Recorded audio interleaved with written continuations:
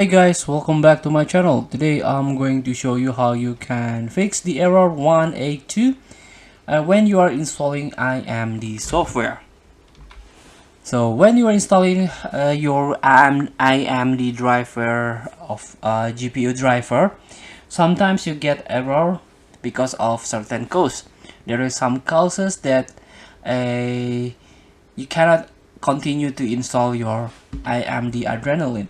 So this is, for example, the error 182. So this one, possible cause: AMD software installer terminated the installation because of detected AMD graphic hardwares belong to one of these unsupported product groups. So embedded AMD Radeon graphics, legacy AMD Radeon graphics, and customized AMD Radeon graphic for original equipment or OEM systems. So this one, the solution, how you can fix it.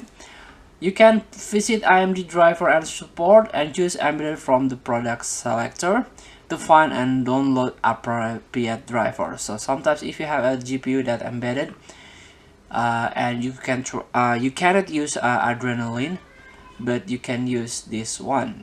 So for example, the graphic, and try to choose Radeon embedded and try to search your graphic card in here.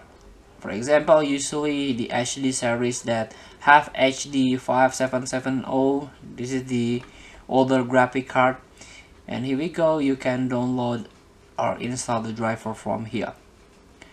Next, the legacy. So this is for older graphic card that you have.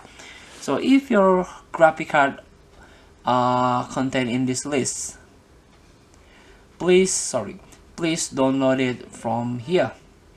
AMD driver support, and choose the graphic card and choose the legacy graphics. So you can try to search your graphic card from here. For example, a Radeon from 8500 series of Radeon Fire Pro. So you can download it from here. You cannot use the Adrenaline, so there is a legacy driver that you can install on your CPU or your computer.